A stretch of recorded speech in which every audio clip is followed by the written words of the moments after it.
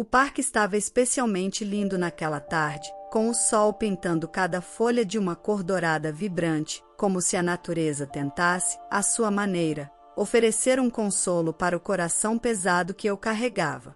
Clara e eu nos conhecíamos desde a infância, compartilhando alegrias e tristezas, mas aquele dia tinha um peso diferente.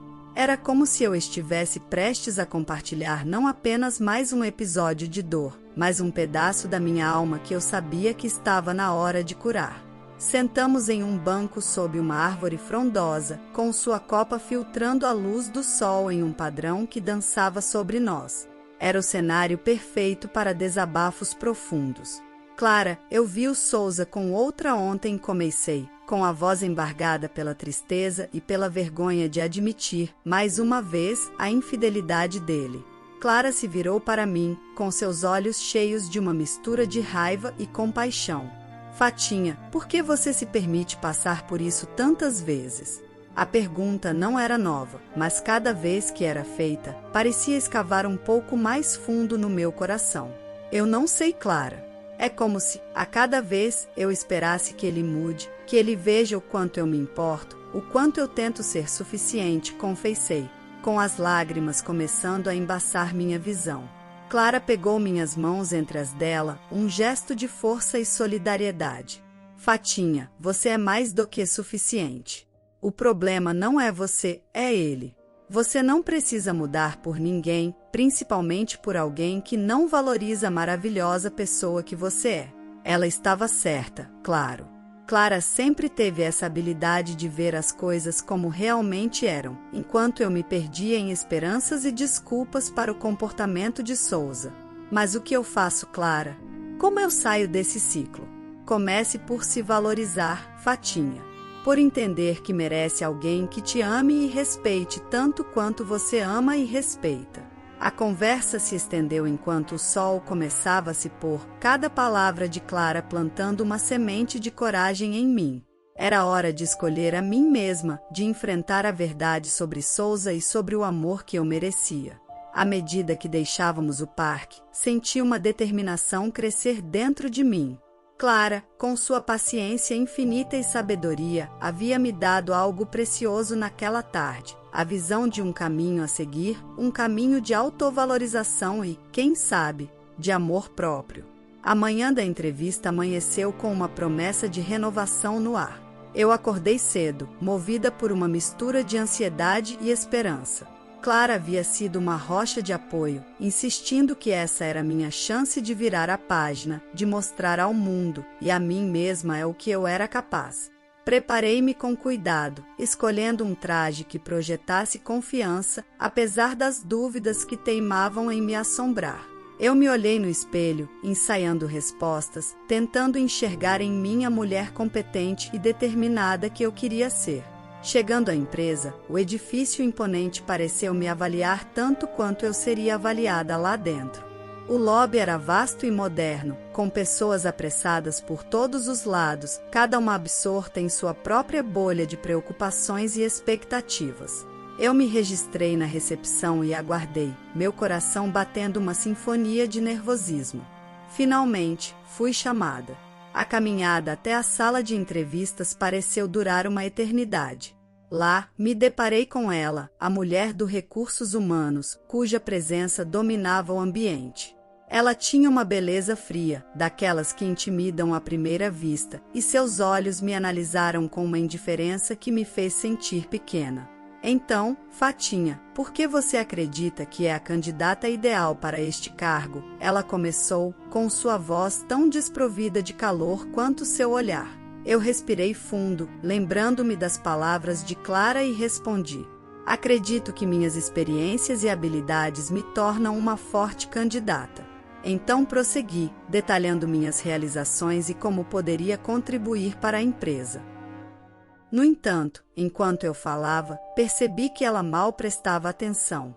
Sua expressão distante me dizia que já havia formado uma opinião sobre mim, uma opinião que nada tinha a ver com minhas qualificações ou experiência.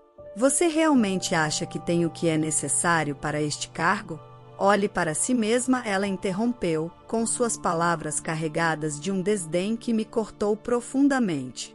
Aquela pergunta, aquela avaliação injusta, atingiu-me como um golpe. Mas, ao invés de me retrair, algo dentro de mim se acendeu. Eu estava cansada de ser subestimada, de ser julgada por critérios superficiais. Minha aparência não define minha capacidade ou o valor que posso agregar a esta empresa, eu respondi, com uma firmeza que surpreendeu até a mim mesma. Acredito que o que realmente importa são minhas habilidades, minha ética de trabalho e como posso contribuir para o sucesso da equipe e da empresa. Houve um momento de silêncio.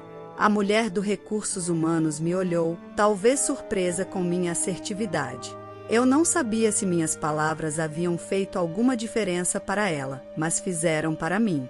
Naquele instante, independentemente do resultado dessa entrevista, eu havia reivindicado algo crucial, meu respeito próprio. Saindo da sala, senti uma mistura de emoções. Havia dado o meu melhor, mas será que seria suficiente? O que Clara diria? Independentemente do desfecho, eu sabia que havia crescido com a experiência. Eu havia enfrentado um de meus maiores medos, de alguma forma, saído mais forte. Ao relatar tudo para Clara mais tarde, ela me abraçou, orgulhosa. Não importa o que aconteça, Fatinha, você já venceu. Mostrou a eles e a si mesma que você é muito mais do que a superfície. E isso, minha amiga, é algo que ninguém pode tirar de você. Aquelas palavras, vindas de alguém que eu tanto admirava, selaram em meu coração a determinação de seguir em frente, não importando os obstáculos. A jornada estava apenas começando. Os dias que se seguiram à entrevista foram uma mistura de tensão e reflexão. Eu havia enfrentado um dos meus maiores medos e me pronunciado contra um julgamento injusto. Mas ainda assim, a incerteza sobre o resultado da entrevista pairava sobre mim como uma nuvem pesada. Foi numa manhã chuvosa de quarta-feira que recebi a ligação. A voz fria da mulher do Recursos Humanos ecoou pelo telefone, informando-me que eu não havia sido selecionada para a posição. As razões, vagas e evasivas, não deixaram dúvidas de que minha aparência havia sido um fator decisivo. Agradeci educadamente e desliguei, sentindo uma mistura de decepção e raiva. No entanto, o destino, parece, tinha outros planos para mim. Horas depois, recebi outra ligação, desta vez do próprio dono da empresa. Ele havia ouvido falar do meu caso e estava interessado em conhecer minha versão dos fatos. Marcamos um encontro para o dia seguinte, em um café discreto perto da empresa. Sentada à mesa, aguardando sua chegada, eu repassava em minha mente tudo o que queria dizer. Quando ele chegou, percebi imediatamente que este era um homem que valorizava a essência das pessoas acima de qualquer outra coisa. Sua abordagem direta e sincera me deixou à vontade para contar minha história. Expus não apenas o ocorrido na entrevista, mas também minha visão sobre o valor do trabalho, da ética e da inclusão. Falei sobre como acredito que a verdadeira liderança vem da habilidade de enxergar além das aparências e valorizar o potencial humano em sua forma mais pura. Para minha surpresa, ele concordou. Revelou que havia suspeitas de que o Departamento de Recursos Humanos estava seguindo práticas de seleção pouco éticas, baseadas em aparências ao invés de competência. Foi então que ele me fez uma proposta inusitada, assumir o cargo de CEO da empresa, com a missão de reformular a cultura organizacional e liderar pelo exemplo. O dono da empresa já havia buscado recomendações sobre mim através das minhas redes sociais profissionais e através de seus contatos no ramo de atuação. Eu mal podia acreditar no que estava ouvindo. Aceitei, claro, motivada pela oportunidade de fazer a diferença, de provar que o valor de uma pessoa nunca deve ser medido por sua aparência.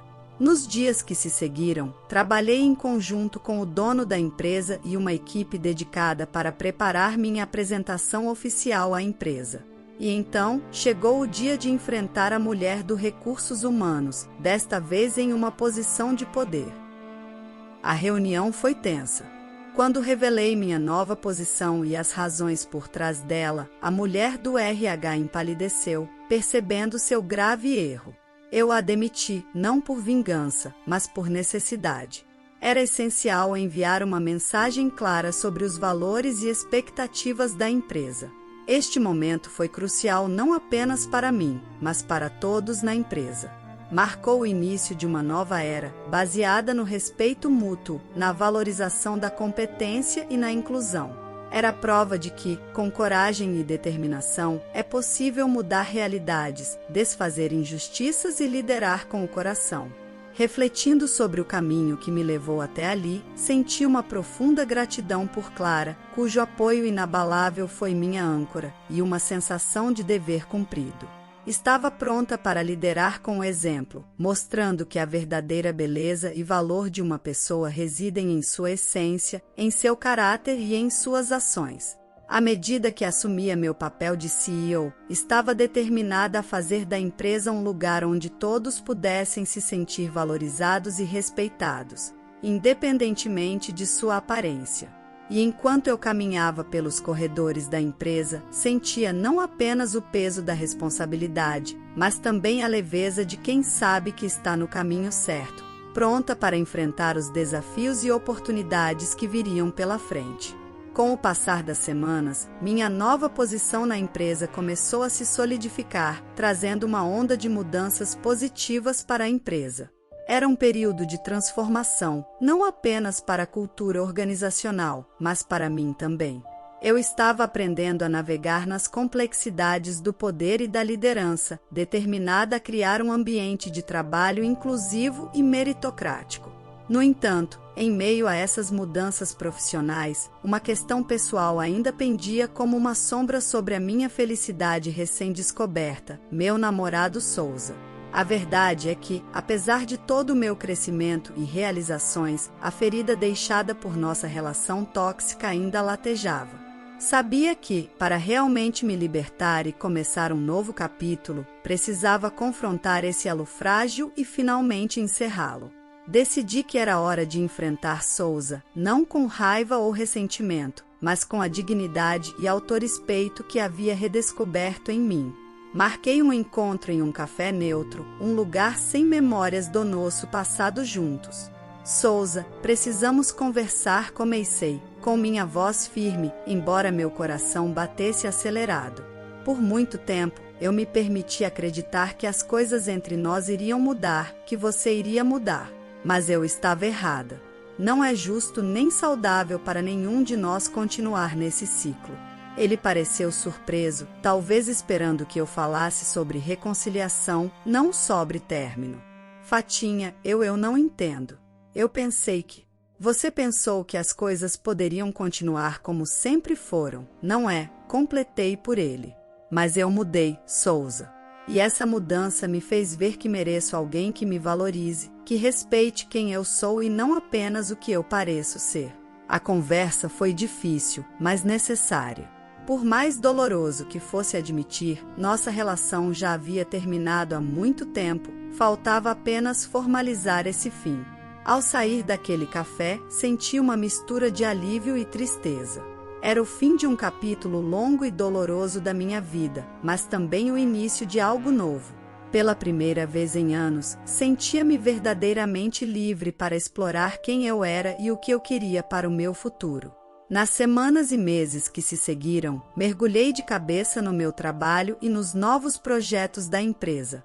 Cada sucesso, cada feedback positivo dos funcionários sobre as mudanças que estávamos implementando enchia meu coração de alegria e validação. Clara estava ao meu lado durante todo esse processo, compartilhando cada momento de vitória e cada desafio. Você fez isso, Fatinha. Você mostrou a todos, mas principalmente a si mesma, do que é capaz, ela me disse um dia, com seu olhar cheio de orgulho. Não, nós fizemos isso, corrigi-a, sabendo que sem seu apoio incondicional, a jornada teria sido muito mais difícil. O capítulo final da minha história com Souza me ensinou uma lição valiosa sobre o amor próprio e a importância de se estar rodeado de pessoas que nos elevam, não que nos puxam para baixo. E enquanto eu olhava para o futuro, sabia que, independentemente do que viesse, eu estava pronta para enfrentá-lo com a cabeça erguida, coração aberto e sempre movida pela certeza de que o verdadeiro valor de uma pessoa vem de dentro. A história de hoje chegou ao fim. Não se esqueça de comentar qual lição você tirou dela. Também deixe um like no vídeo e se inscreva para não perder os próximos vídeos.